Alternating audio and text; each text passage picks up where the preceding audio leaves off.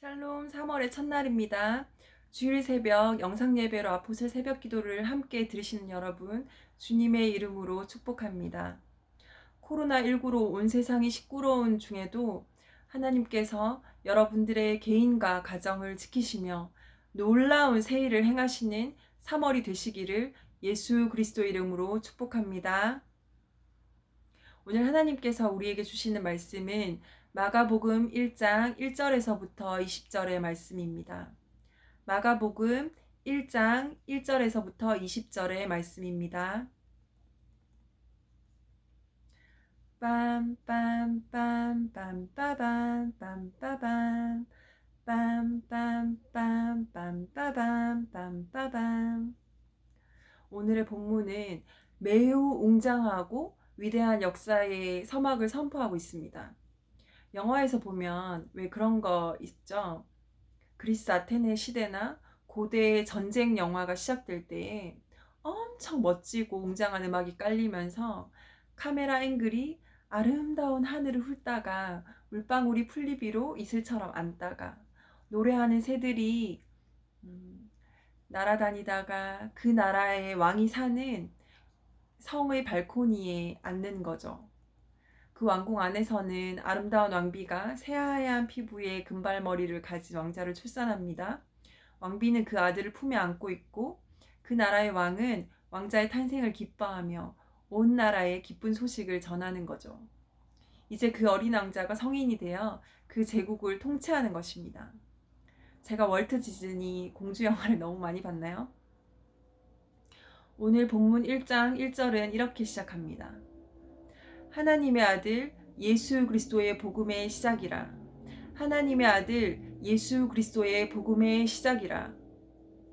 마가복음의 저자 마가는 이 놀랍도록 위대한 복음의 시작을 선포하며 마가복음을 열고 있습니다. 여러분 가슴 뛰지 않으십니까? 저는 마가복음 1장 1절을 읽을 때에 가슴이 뛰는 감격이 있습니다. 왜 웅장한 영화의 시작 같냐고요? 마가복음 1장은 창세기 3장 15절의 원시복음에서 약속하신 그 역전의 드라마가 본격적으로 시작되는 장이기 때문입니다. 저와 여러분을 구원하시기 위해서 하나님 아버지의 구속사가 이 땅 가운데서 시작되고 있는 것이기 때문이죠. 자신의 몸을 내어주시는 위대한 영웅, 우리의 구원자 되신 예수 그리스도의 공생애의 사역이 시작이 되고 있기 때문입니다. 오늘 본문에서 예수님은 세례 요한에게 세례를 받으십니다. 또 성령에 이끌리어 광야에서 40일 사탄에게 시험도 받으시죠. 그 시험을 다 승리하신 후에 다시 갈릴리로 오시는데요. 세례 요한은 잡히게 되고 예수님께서 갈릴리에 오신 후에 하나님의 복음을 전파하시는 장면이 나옵니다. 여러분, 이 하나님의 복음이 뭔지 궁금하시지 않으십니까? 바로 오늘 마가복음 1장에서 예수님이 직접 선포하시는 그 스토리가 나오고 있습니다. 그리고 우리가 잘 아는 예수님의 12제자 중에서 베안야요, 베드로, 안드레, 야고보, 요한을 부르시는 장면까지 나오고 있죠. 예수 그리스도의 공생의 시작, 복음의 선포, 제자를 부르시는 장면까지 우리가 믿는 기독교의 핵심이 내러티브로 나오고 있는 장입니다. 제가 만약에 이 본문을 주일학교 어린이들에게 설교했다면 연극으로 보여줬을 것 같습니다. 그런 내러티브 설교가 훨씬 재미있고 이해하기도 편하고 감동이 크기 때문이죠. 그런데 저는 여러분, 오늘 예수님이 선포하신 하나님의 복음, 과연 그 복음이 무엇인가 하는 그 복음의 내용을 설명드리려고 합니다.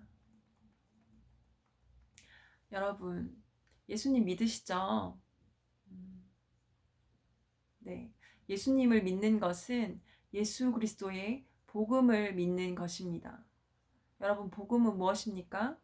그렇다면 여기서 하나님의 복음이 과연 무엇인지 본문의 말씀을 통해서 살펴보기를 원합니다.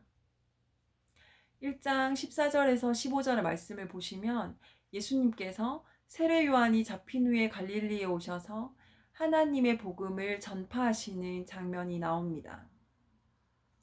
제가 1장 14절에서 15절 말씀을 읽어 드리겠습니다. 요한이 잡힌 후 예수께서 갈릴리에 오셔서 하나님의 복음을 전파하여 이르시되 때가 찼고 하나님의 나라가 가까이 왔으니 회개하고 복음을 믿으라 하시더라. 이르시되 때가 찼고 하나님의 나라가 가까이 왔으니 회개하고 복음을 믿으라 하시더라. 예수님께서 선포하신 하나님의 복음은 바로 이것입니다. 때가 찼다. 하나님의 나라가 가까이 왔다. 회개해라. 이 복음을 믿으라는 것이죠. 그럼 여러분, 때가 찼다는 말은 무슨 말인가요? 예수님께서 하신 때가 찼고 하나님의 나라가 가까이 왔으니라는 말씀을 조금 더 이해하기 쉽게 다른 번역본들로 보면 이렇게 표현되어 있습니다. 제가 영어를 잘 못하지만 ESV 성경에 보면은 The kingdom of God is at hand. 또 NIV 성경에는 The time has come. The kingdom of God has come near. Repent and believe in the gospel. 또 하나만 더 보시면요. 유진 피터슨 목사님의 The Message 성경에는 Time's up. God's kingdom is here. Change your life and believe the message. 이렇게 말씀하고 있습니다. 그러니까 이런 얘기죠. 시간이 됐어. 그 시간이 왔어. 하나님의 나라가 바로 여기에 있어. 회개하고 복음을 믿어야 해. 너의 삶을 돌이켜서 이 말씀을 믿어야 해. 라고 하시는 거죠. 또 예수님께서 하나님의 나라가 가까이 왔다라고 하시는데, 그렇다면 여러분, 하나님의 나라는 무엇인가요? 하나님의 나라. 제가 개인적으로 가장 좋아하는 단어인데요. 간단히 정의를 내려드리겠습니다. 일반적으로 나라의 3요소에는 영토, 국민, 주권이 있습니다. 그러나 하나님의 나라는 하나님의 주권을 말하는 것입니다. 바로 하나님, 그분의 authority, 그분의 다스림과 통치를 말하는 것이죠. 즉 하나님의 나라가 가까이 왔다라는 것은 바로 이곳에 하나님의 나라가 임했다는 것입니다. 이곳에 임했다는 것은 하나님께서 지금 이곳을 다스리고 계신다는 것입니다. 하나님의 나라는 바로 하나님께서 온 인류와 우리 개인의 삶을 다스리는 나라인 것입니다. 그렇다면 여러분은 지금 하나님의 나라에 살고 계십니까? 하나님의 통치 안에 거하고 계십니까? 삶의 모든 영역 가운데 그분의 주권을 인정하십니까? 여러분, 지금 제가 드리고 있는 질문에 마음속으로 답해 보시기 바랍니다. 여러분의 주인이 하나님이십니까? 여러분 자신이십니까? 여러분의 삶의 주인이 하나님이십니까? 돈입니까? 지금 이 설교를 듣고 계신 여러분께서 예수 그리스도의 복음을 받아들이셨다면 여러분의 삶의 주인은 하나님이셔야 합니다. 하나님께서 다스리는 그 나라에 살고 계셔야 합니다. 하나님의 나라는 죽어서만 가는 나라가 아니고 이미 이 땅에 예수 그리스도와 함께 임하셨고 우리 가운데 계시며 마지막 날에 최종적으로 완성되며 이루어지는 나라인 것입니다. 세 번째 예수께서 선포하신 하나님의 복음은 회개입니다. 우리가 하나님의 복음을 받아들이는 데 있어서 반드시 있어야 할 요소는 회개입니다.